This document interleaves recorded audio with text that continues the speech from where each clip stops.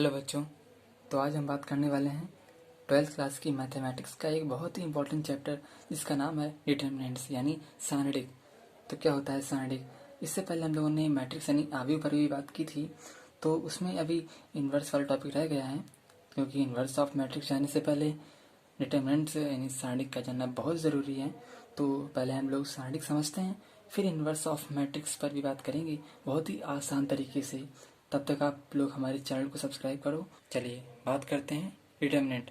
सारणिक होता तो होता क्या है, ठीक है?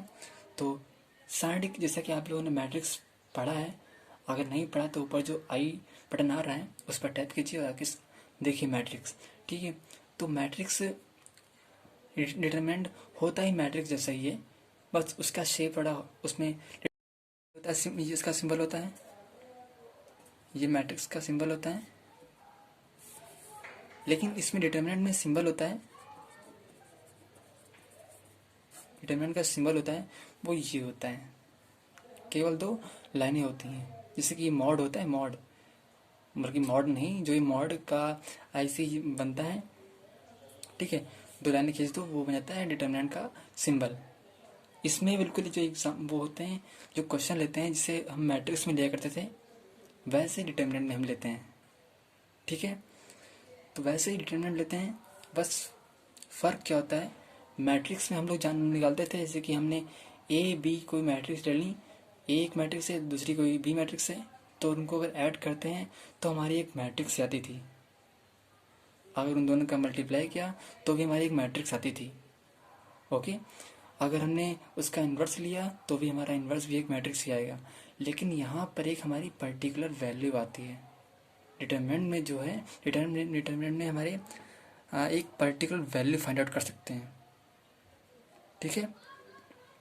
समझ गए? एक जैसे हमने मान लिया यहाँ पर उसमें मैट्रिक्स में कोई नंबर दिए होते हैं, जो हमारे अवयव दिए होते हैं, कंपोनेंट मान लेते हैं एक्स, और उसमें क्वेश्चन पूछता है कि एक्स की वैल्यू निकालिए। क्वेश्चन पूछता है इसमें एक्स की वैल्यू फाइंड आउट कीजिए, तो हम एक्स की वैल्यू हम निकाल सकते हैं सिर्फ और सिर्फ डिटर्मिनेंट में यानी सारणिक में।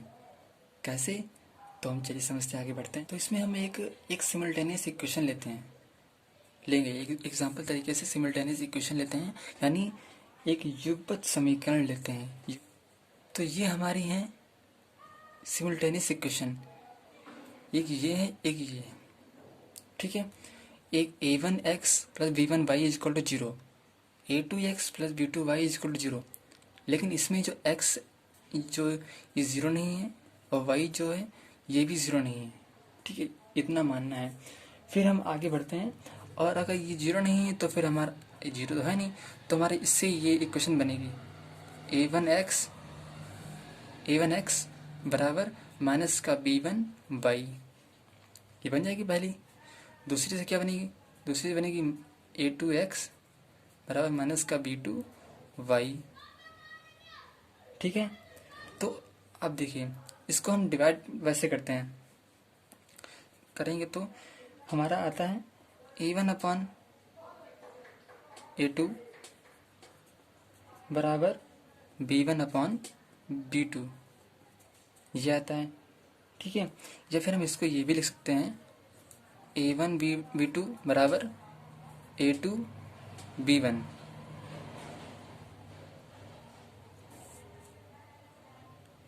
या फिर हम इसे ये भी लिख सकते हैं a1 b2 बराबर a2 b1, लिख सकते हैं, कोई दिक्कत नहीं, ठीक है? फिर हम ऐसे भी लिख सकते हैं a1 b2 minus a2 b1 is equal to 0, ठीक है? तो इसको एक मैट्रिक्स फॉर्म में लिखेंगे तो ऐसे लिखेंगे, ध्यान से समझिएगा, a1 a2 b1 b2, ठीक है? तो यही आएगा। अब सॉल्व कैसे करते हैं? इसकी मल्टीप्लाई इससे करते हैं, ठीक है? अब माइनस इसकी मल्टीप्लाई इससे करते हैं, ओके? समझ गए? इसे एग्जांपल लेते हैं, यहाँ पर है एक एग्जांपल समझते हैं। एग्जांपल यानी 1 2 3 4, ये एक एग्जांपल हो गया। अब इसे हमें मैट्रिक्स फॉर्म में एक सॉल्व करना है इसे। तो सॉल्व करेंगे, इसकी मल्टीप्लाई इससे करेंगे, माइनस का इसकी मल्टीप्लाई इससे करेंगे।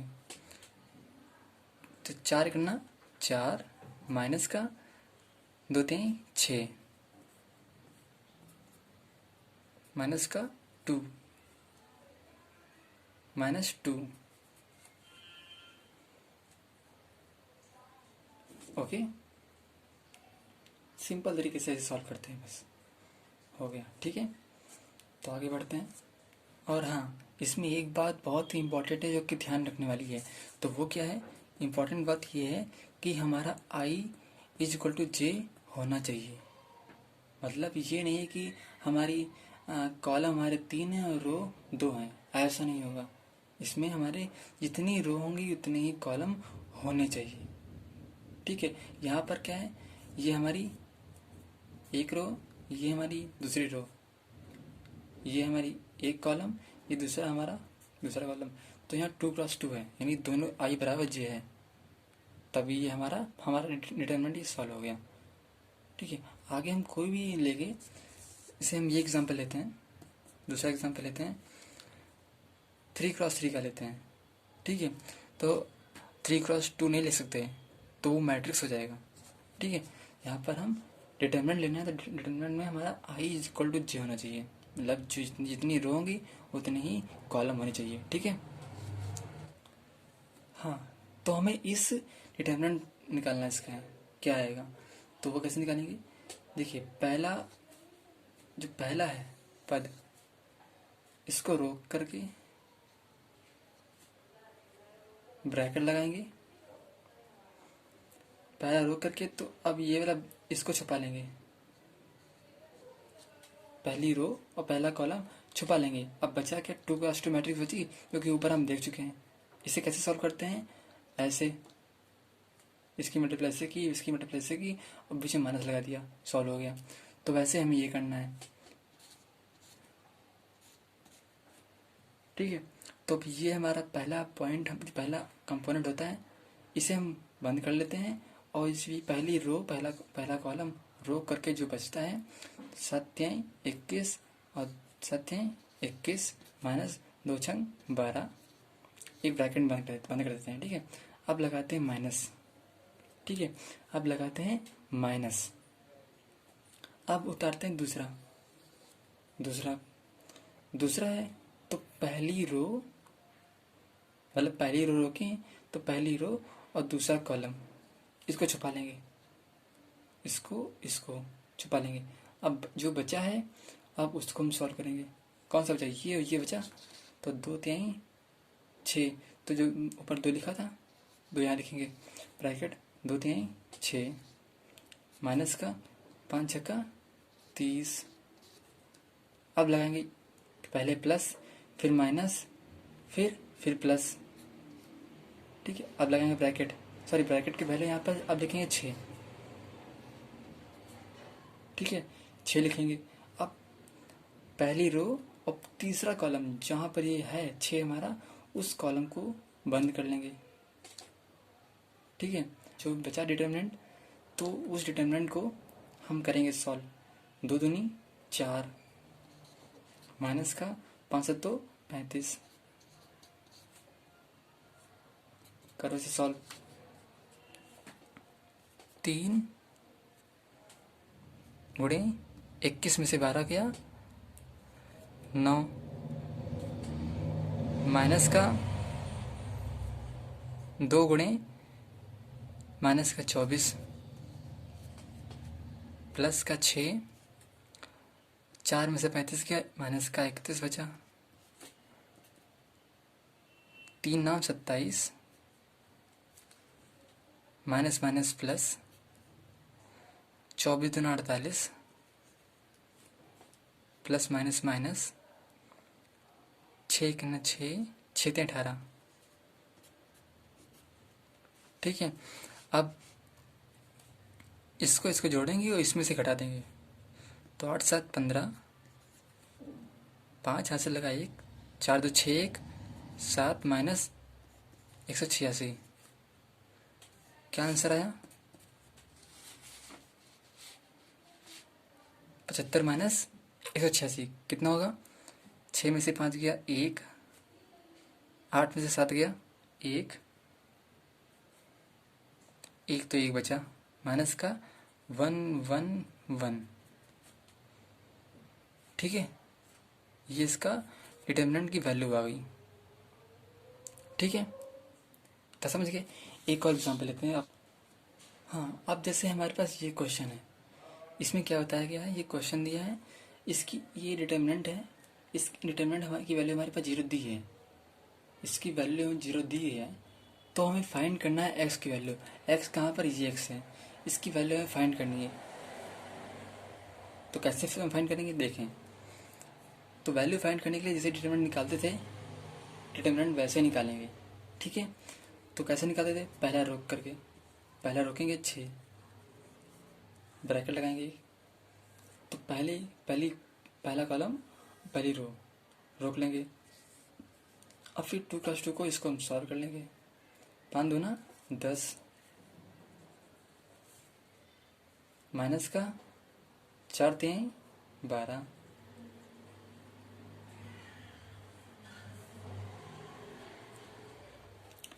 फिर माइनस लगाएंगे, आगे प्लस हो गया, फिर minus plus minus plus minus ऐसे चलता रहता है। ठीक है, तो माइनस चलेगा। अब लगा हुआ है 7 ब्रैकेट में, अब दूसरा रोक करके, दूसरी या पहली रो रोक के दूसरा कॉलम रोक करके जो बचता है उसको सॉल्व करो। तो x की मल्टीप्लाई 2 से करेंगे तो क्या आएगा?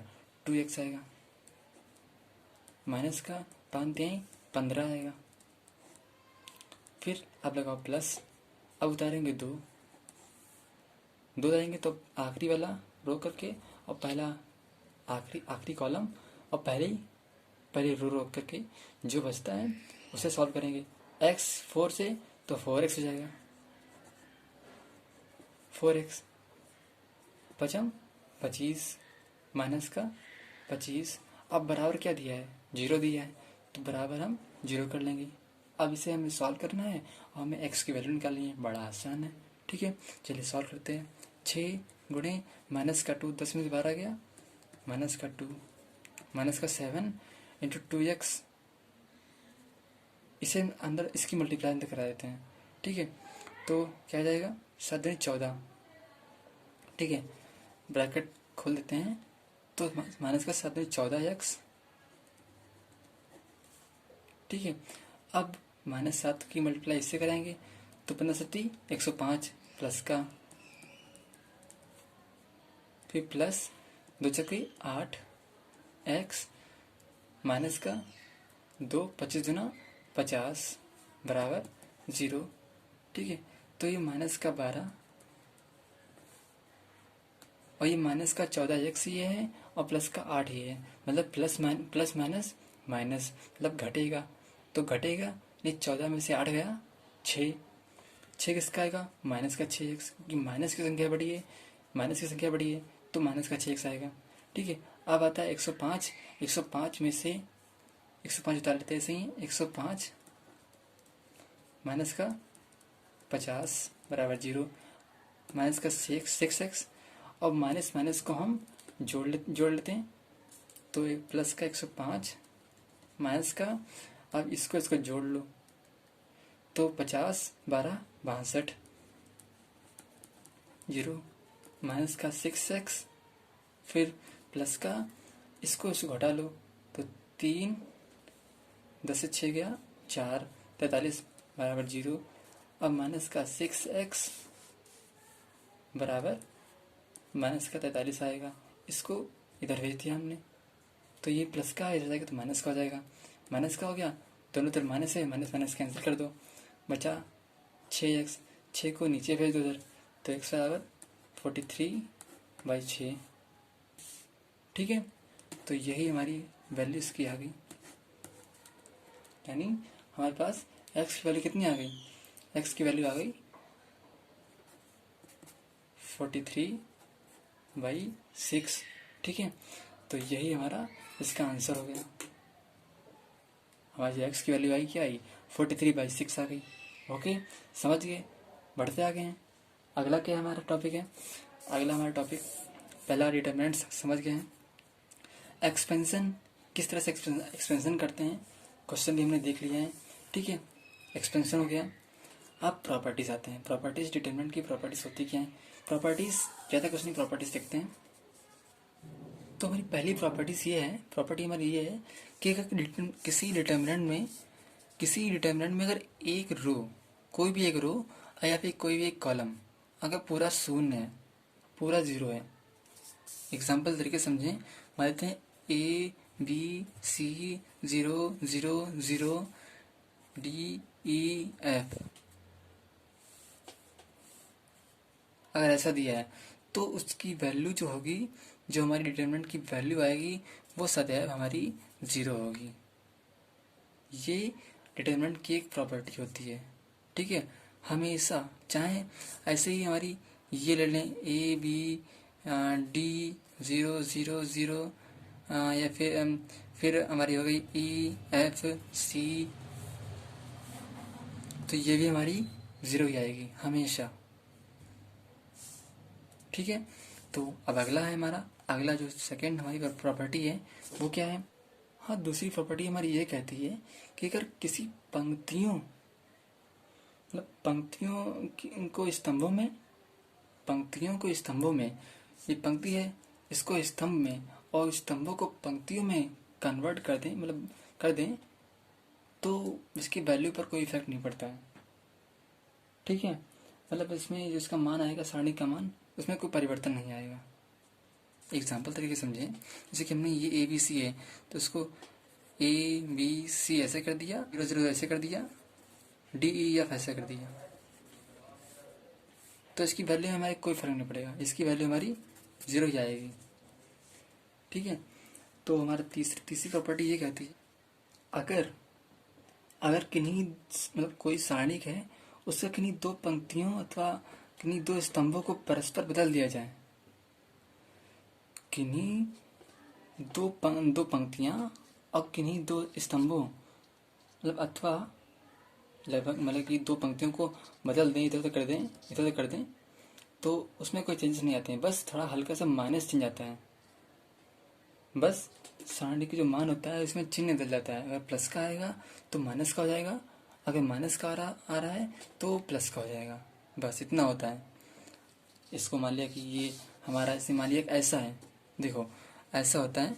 एग्जाम्पल तरीके समझाते हैं, ऐसा है 2 3 1 7 3 9 2 5 6, ये अगर हम इसमें से ये इसका इधर कर दें और ये वाला इधर कर दें, कर देखते हैं। देखो पहली 196 कर दो, ऊपर 196 और 335 ऐसे रहने दो, और जो ऊपर वाली है वो नीचे ले आओ, 272। चौथा पॉइंट हमारा है, तो चौथा पॉइंट हमारा ये आता है, अगर कोई मैट्रिक्स की दो पंक्तियां या दो कॉलम अगर 1 1 1 है, अगर 1 1 1 है तो सारणी का मान हमेशा शून्य होगा। जैसे मान लेते हैं 1 1 1 1 1 1 2 3 4, तो इसका मान हमेशा जीरो ही आएगा। मान लेते हैं 1 1 1 1 1 1 2 3 4, ये ऐसा दिया है तो इसका मान हमेशा जीरो ही आएगा, ठीक है। ये हमारी चौथी प्रॉपर्टी हो गई। पांचवी प्रॉपर्टी क्या कहती है, पांचवी प्रॉपर्टी देखते हैं। हाँ, तो पांचवी प्रॉपर्टी हमारी ये कहती है कि यदि सारणी की किसी पंक्ति अथवा किसी स्तंभ के प्रत्येक अवयव को कोई अचर पद यानी के कांस्टेंट कुछ लेते हैं, कोई के मान लेते हैं, के से अगर मल्टीप्लाई किया जाता है, अगर मल्टीप्लाई करें तो उस सारणी का जो मान होगा, जो मूल सारणी का जो मान होगा वो के गुना हो जाएगा। जैसे मान लेते हैं, जैसे मान लिया यही मैट्रिक्स है, इसको अगर के से मल्टीप्लाई करते हैं तो हमारा हो जाएगा के 2 के 3 के 4 के, सभी में इसकी मल्टीप्लाई हो जाएगी, के गुना हो जाएगा, ठीक है। ओके, कोई डाउट? तो आज हम लोगों ने डिटर्मिनेंट पढ़ा, एक्सपेंशन ऑफ डिटर्मिनेंट पढ़ा, प्रॉपर्टीज पढ़ी इसकी, और इससे कुछ एग्जाम्पल भी लिए। जो कुछ एग्जाम्पल रह गए हैं वो हम अगले सेशन में डिस्कशन कर लेंगे। तब तक वीडियो को लाइक कीजिए और चैनल को सब्सक्राइब कीजिए। मिलते हैं नेक्स्ट वीडियो में, तब तक के लिए जय हिंद।